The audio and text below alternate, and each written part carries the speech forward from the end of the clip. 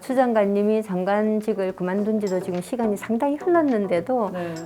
이 이야기가 다시 재점화가 되어가지고 다시 문제가 되고 있다는 건 우리 사회가 정말 1cm씩 달라진다는 의미가 아닐까라는 생각이 좀 들어요. 사실 디지털 성범죄라고 얘기를 하면 저같이 이 고령화 사회에 접어든 여성들은 그 심각성을 어떻게 보면 잘 모를 수도 있는데 젊은 여성들에겐 굉장히 두려운 현안이잖아요. 디지털 세상에서 그냥 24시간 사는 세대 입장에서는 문화가 기성세대가 확 다르잖아요. 범죄의 양상도 다른 거죠. 그래서 그 세계를 잘 이해를 하지 못하고 이 범죄가 굉장히 빠른 대처를 하지 않으면 엄청나게 진화하고 확산되고 대중화되고 이 성산업하고 쉽게 접목되고 이것을 선제적으로 대응해야 되는데 어떻게 보면 1년 전 상황과 오늘의 상황이 역진됐을 수도 있어요. 개선이 아니라 퇴보했을 수도 있어요. 왜냐하면 디지털은 엄청난 빠른 속도로 진화하는데 범죄도 그만큼 진화하는데 대책은 거의 전무하고 오히려 여기에 새로운 토론이 뒤늦게 벌어진다는 것. 대선판에서 또 표를 따기 위해서 본질 제쳐두고 표만 있는데 자꾸 쫓아가서 이 실제 상황과 너무 어긋난 말을 한다는 것 자체가 어떻게 보면 엄청난 퇴보 아니냐라는 생각에서 오늘 우리가 1cm 발걸음 떼는 것조차도 힘들구나 이렇게 많은 엄청난 노력을 하고도 그래서 그걸 좀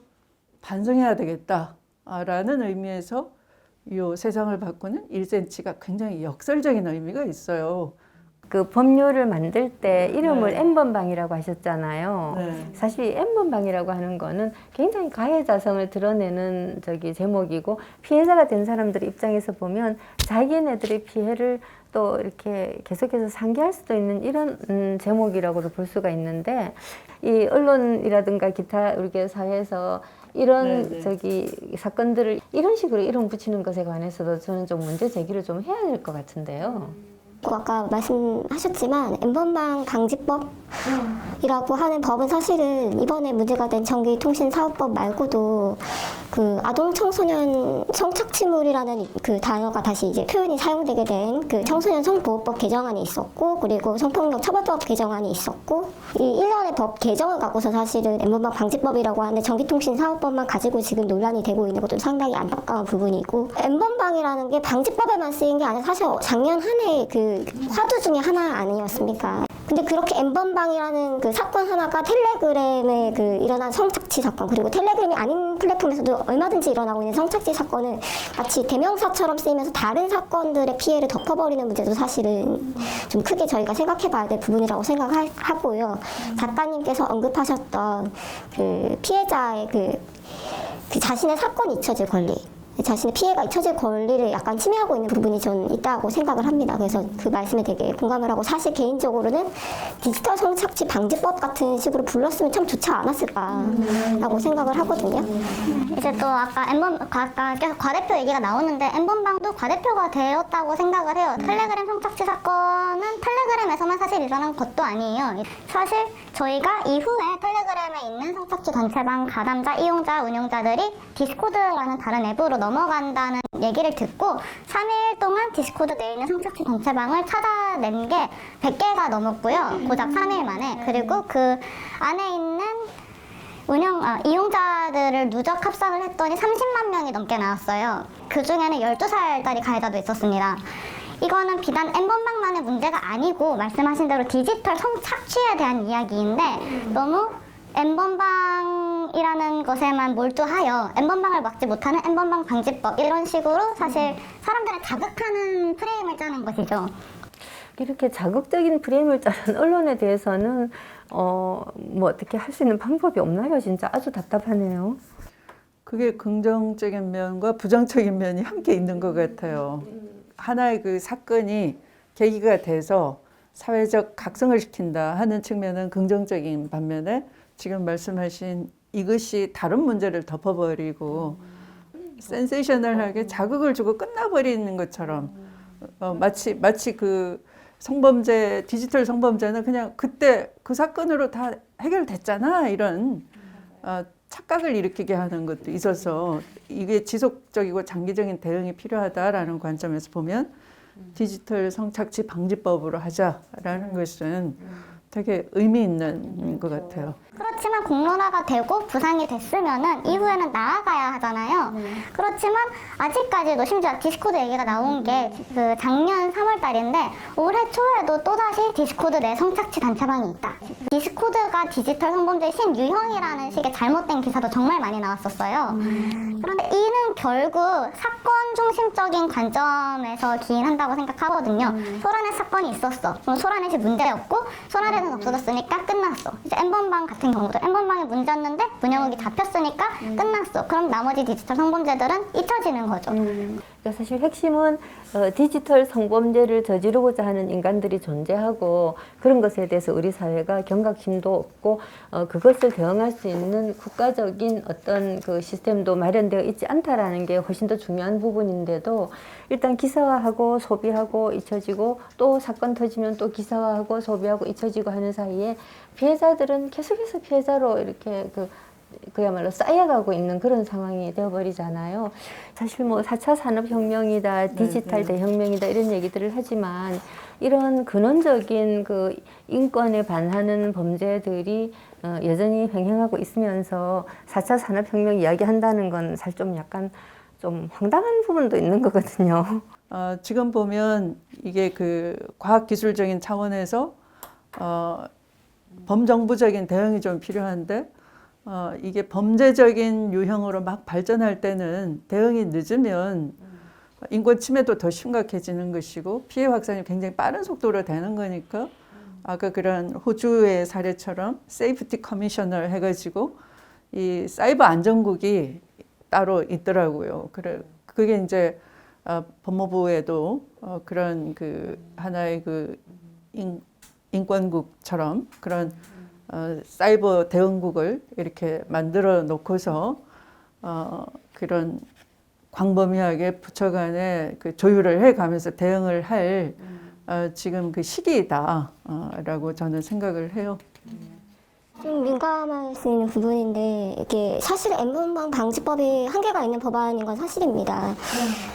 텔레그램 같은 경우에는 운영 주체가 국내 사업자가 아니라 이제 해외 사업자이기 때문에 지금 제대로 이제 수사력이 미치지 못하는 그런 케이스가 있을 수가 있는 것이고, 물론 그런 거를 여러 가지 뭐 후속 입법을 통해서 보완해 나가고, 그리고 국가 차원에서 정부 차원에서 이제 국제 공조를 좀 더 긴밀히 하고 이런 식으로 해서 N번방 방지법의 한계를 극복하자라는 식으로 이제 말씀을 해주셨으면 참 감사했을 텐데 그게 아니라 N번방도 제대로 이제 잡지 못하니까 뭐 다른 데도 그냥 다 풀어놓고 뭐 마음대로 하자. 사실은 다른 플랫폼에서도 많은 범죄가 일어나고 있거든요. 국내 플랫폼에서도 문제가 많이 일어났고 그런 것들을 다 우습게 여기는 그 현재 위험한 환경을 방치하자는 그 약간 그런 메시지를 갖고 있는 건 아닌지 약간 좀 약간 걱정스러웠습니다. 사실상 문제가 있으면 해결을 하면 되는데 문제가 있으니 하지 말자라는 거는 사실상 엄청나게 해당 사안을 가볍게 보고 있다는 말밖에 안 되거든요. 그렇죠. 살인이 너무 많이 일어나고 있으니까 살인죄 처벌을 하지 말자라고 말하는 거나 다름이 없죠, 솔직히. 예. 역시 작가님 비유가 다르시네요. 그 디지털 세상을 이제 준비를 빠르게 해야 되는 때거든요. 근데 가장 중요한 것은 인프라를 까는 건데요. 그 인프라 중에 이런 윤리적인 측면에서 디지털 인권 장전을 만들어야 되는 겁니다. 그러면 그 디지털 인권 장전은 국제적인 추세예요. 선진국일수록. 인권에 대한 국제 공조, 앞으로 향후 범죄에 대한 국제적인 대응 이런 것들일 거예요. 바로 이런 그 디지털 그 범죄에 대해서는 국제 공조가 절실한 영역이죠. 뭐 거꾸로 국내에서 다른 나라가 다 하고 있는 그런 불법으로 확인된 영상물을 사전에 필터링해야 된다라는 그런 잘 만들어진 여야 합의로 만들어진 것도 검열한다라는 식으로 한다면 그것은 국제적인 추세와도 맞지도 않아요. 그래서 디지털 인권 그런 장정을 만드는 것부터 시작을 해야 되지 않을까. 그것이 대전환의 기초다 이렇게 생각이 돼요. 조금씩 부족한 측면들이 있으면 1cm씩 고쳐나가자 하는 이런 측면들에 대해서는 우리가 지금 합의를 본 것 같은데 어떻게 나가야 될까에 대해서 의견을 좀. 사실 이런 질문을 정말 많이 받습니다. 어떻게 하면 디지털 성범죄를 근절을 할 수 있겠느냐, 우리가 해야 될 것은 무엇이냐. 그렇지만 그래도 가장 필요한 것이라고 한다면은 아까 뭐 국신설 얘기도 나오셨으니까 일단은 디지털 성범죄를 전담하는 경찰 부서도 신설이 되면 좋겠다고 생각을 하고요. 왜냐면은 아까 사이버에 대한 얘기가 계속 나왔는데 사실 사이버 수사대, 사이버 수사국은 범죄를 수사하는 수단이라고 생각합니다. 실상은 이게 아주 심각한 중대한 범죄라는 것이고요. 그리고 현재 피해자분들이 이런 사건이 터졌을 때 경찰에 가시면 일부에서는 아직까지 피해자가 직접 인스타그램이 뭔지 1시간 동안 설명을 해야 된다거나 아니면은 이거는 당신이 피해자 여성이니까 여청과로 가세요. 그러면 여청과로 가면은 이건 수사를 사이버로 해야 되니까 사이버로 가세요. 이런 식으로 사건을 토스하는 일들이 빈번히 일어나고 있기 때문에 경찰 내에서도 이 범죄를 범죄로 인식한다는 그런 메시지를 같이 담아서 국가수사본부 산하에 그래서 수사국 안에 디지털 성범죄 수사과 정도를 만들어 주는 것도 좋은 방법이겠다. 메시지를 경찰 차원에서 주는 것이자 피해자분들이 조금 더 수사를 진행을 원활하게 할 수 있는 부분이 아닐까라고 생각합니다. 방지법이잖아요. 지금 논란이 올라있는 거. 사실 방지보다 더 중요한 건 예방이라고 생각을 하는데요.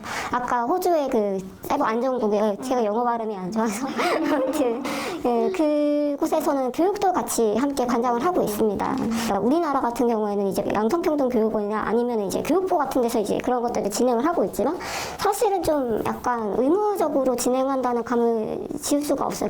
근데 이제 그런 쪽에서 좀 더 전문적으로 이 디지털 성범죄라고 하는 이슈에 대해서 혹은 이제 디지털 범죄에 대해서 사실 뭐 사이버 괴롭힘이라든가 이런 측면에 대해서도 연구가 이루어지고 디지털 세계에서의 인격의 안전을 보호받을 수 있는 그런 장치와 윤리의 보급이 절실할 수 있게 좀 약간 전문적인 기관을 만들어 주셨으면 좋지 않을까. 사실 이건 범죄를 예방하는 차원의 문제인 거잖아요. 문제는 이런 상황에서 자라난 아이들이 어떻게 되겠습니까? 라는 생각을 우리가 해봐야 된다는 거죠. 최근에 있었던 사건 중에 또래 여성들 같은 학원에 다니는 피해자들을 불법 촬영을 500회 이상을 했고 그리고 아동이 나오는 성착취 만화를 여러 건 다운을 받았던 그리고 피해자 중 한 명을 대상으로 해서 소위 지인 능력이라고 하는 그러니까 뭐 사진 합성을 한다든지 성적 모욕적인 말들을 하고 아예 SNS 계정을 운영을 했던 19살 남성 가해자가 있는데 이 가해자에게 선처를 요구를 하면서 든 주장이 모범생이었다라고 말을 했고요.